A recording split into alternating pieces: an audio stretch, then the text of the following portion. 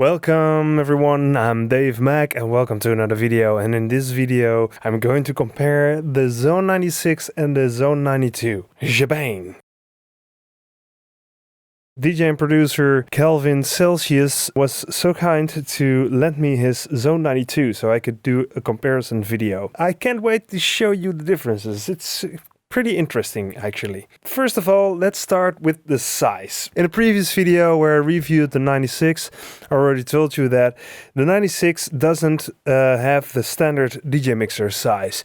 And I think, well, it's annoying for people that have a flight case and yeah, it probably won't fit. But in the long run, I think this is a good thing. I think it's good that allen&heath sets a new standard this way, hopefully, because it gives more room for DJ mixers to grow and add more functionality and more room to wiggle knobs. So I think it's a really good thing, and I hope this is going to be the new standard DJ mixer size. As you can see, it's quite a big difference in width also. It's also wider. A couple of things are pretty similar. So we have two return channels here.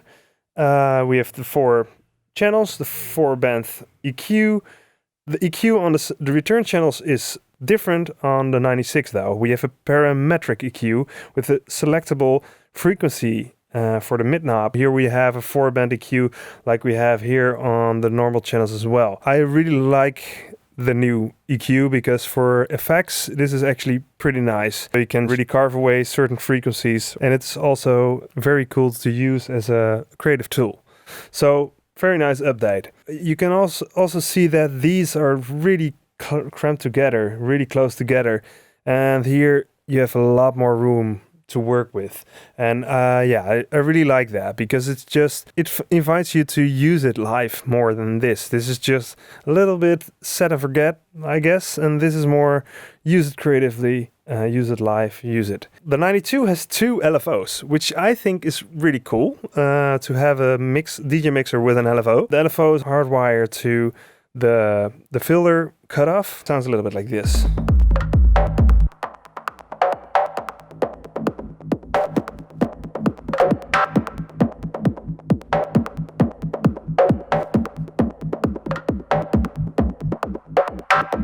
It's a pretty nice effect. I don't know if I would use this live, but I think it's a really nice touch. You miss that on a 96, you don't have an LFO, so there's that. Then when we look at the master section and booth section, we can see we have 2 master outputs on the 92 as well on the 96, and then we have the booth. Now we have a high, mid, low knob for the booth monitor. Really nice. When we move over to the monitoring, the 92 has more options. aux 1 and aux 2. You can actually monitor the signals you send. So if I send multiple channels, I could press aux 1 and hear them on my headphone cue. Yeah, it's not a really must-have feature, I guess. Maybe for some people it is. The knobs they used on the 96 are quite a bit different. I really like the feel of them, whereas here I hit them and I hit the ring. When I push them down, I hit the ring around the knob. And here it really feels like, I don't know, you don't have that. If the knobs actually feel better, in my opinion. I'm gonna go over the low, mid, and high, mid, and high, and hear the differences between the two.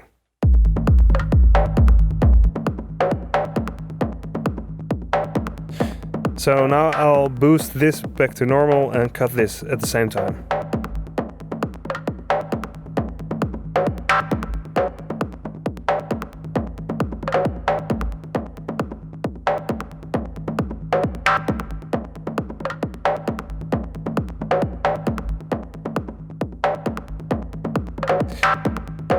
Okay, so you can hear that I think the cutoff point of the low frequency on the 92 is a higher frequency than this one. Either that or the slope is of a higher amount of dB, or maybe it cuts a little bit more than on the 96.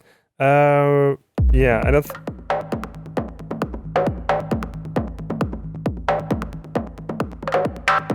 So the cut on this is a bit heavier than here. A little bit more bass frequencies stay present after cutting here. It's not that big of a difference. I'm unsure if that's really an issue for DJing, really. I mean, it cuts plenty.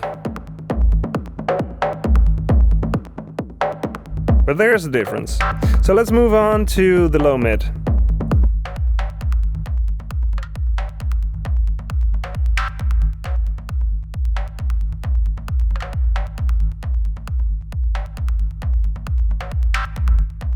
Well, here there's almost no difference, but when I boost,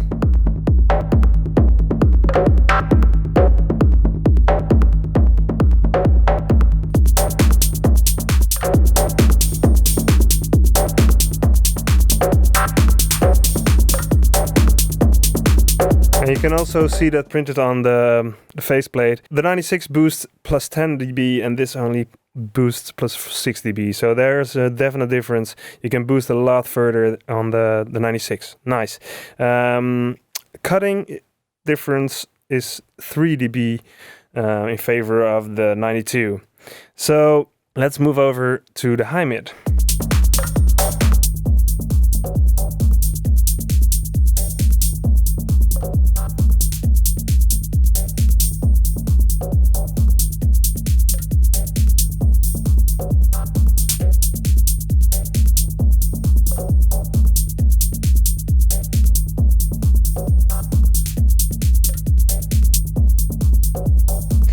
There's a big difference. I like the 96 way better. This is a pretty huge one. I'll let you hear again. When I cut this one, it cuts a lot of high frequencies, really. The high frequency knob is only the highest of frequencies. The frequency on which this boosts or cuts is on 2 kilohertz, and this is on 1.1 kilohertz. And you can hear, if I cut it here, that a lot more high frequency information is being kept.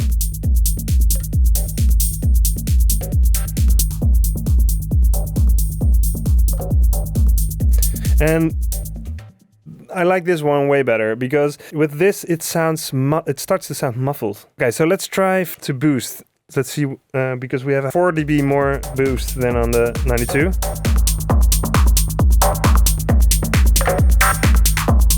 You can hear here, you can really hear that the frequency on where the high mid operates on the 92 lies higher than on the 96.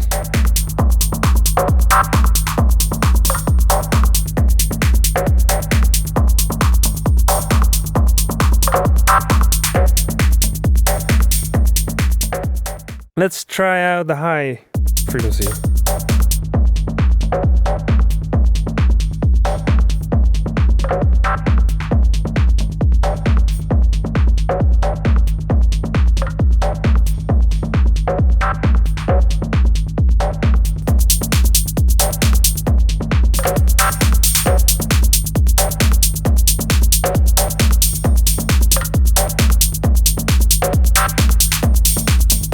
So the boost is pretty similar. The cut is a bit different as well. Interesting. So the EQ section actually changed a little bit. It's hard to say which one is better. I think I prefer the 96 because of the high mid, leaving a lot more of the high frequencies intact, which I really like. So I think this sounds a bit smoother.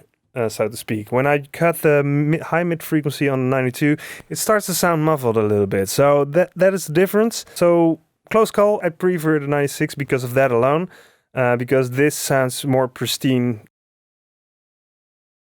We're starting with a low pass. Here we go. Let's put it on wild and let's see what happens.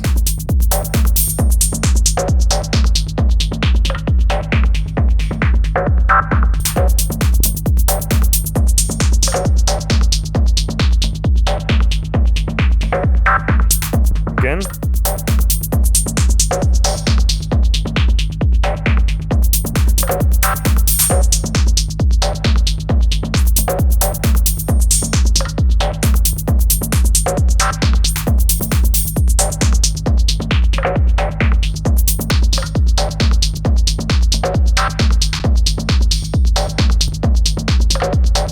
similar. I think it's probably exactly the same circuitry, except that they added a crunch. And the 92 doesn't have that. And I really like that because it adds this little bit of bite.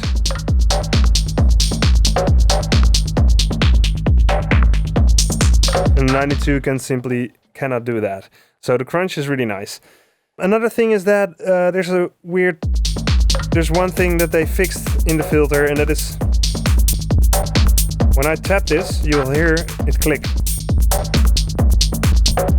And that is because it will, when the circuitry is turned on, it's rerouted through the filter, and the waveform is sort of being cut away to this circuitry before it goes to the master.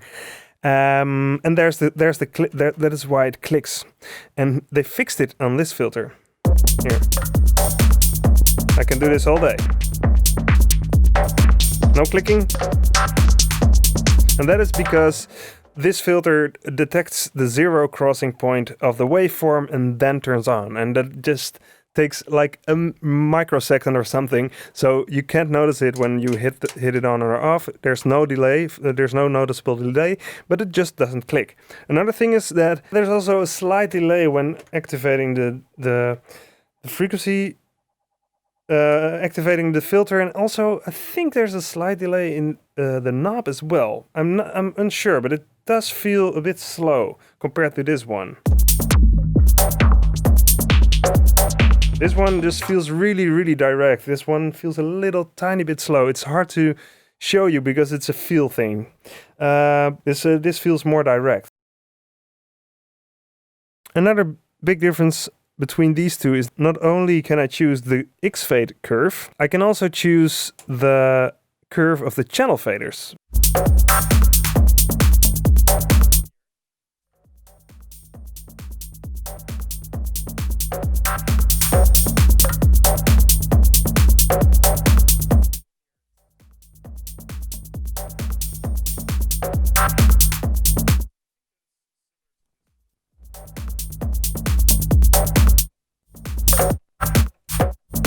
So I think the middle one is the standard, normal standard, which the 92 also has.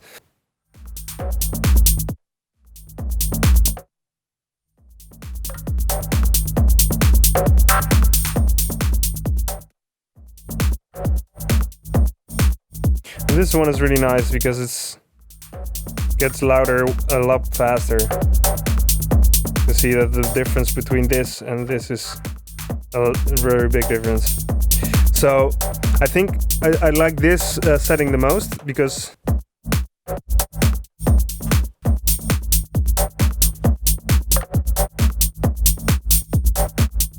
yeah, there's the difference. I don't hear a lot of difference between these two actually. When I set it to the middle mode, I think that's the same. But yeah, I can choose between linear and exponential as well as the normal setting. So that's a really nice feature as well. And of course, this sports inno fader. If you're a scratch DJ, this is the way to go. So the comparison almost ends there. Except that we have the connectivity. The connectivity of the 96 is just way ahead of the 92 because we have two full-fledged USB audio interfaces with very low latency modes. Audio interfaces add so many routing possibilities to this mixer that the 92 just doesn't have. Another big difference is that we have two separate monitor queue systems on the 96, which you don't have on the 92. So for back-to-back sets, the 96 is just a way ahead of the 92 as well. Of course, we have two additional return channels as well, so there's just more connectivity, more inputs possibilities, and more simultaneous playback of sources, as well as more room for every knob and everything. It's a really great update of the 92. I think this will be the new standard, industry standard, but that will take some time. I think that's just when you have a mixer that is 15 years a club standard, releasing a new one that is an update is gonna take a while for clubs to move on to this one. And I think that can be years. It could be like 3 or 4 years or 2 or 3 years before this is really the new standard. I think they did a really good job, and this will help us for the next 10, 15 years until they release the 98? The Zone 100. The Zone 100, I guess. I don't know. So that concludes this comparison. I hope you enjoyed it. Thanks for watching, and I see you next time. Cheers.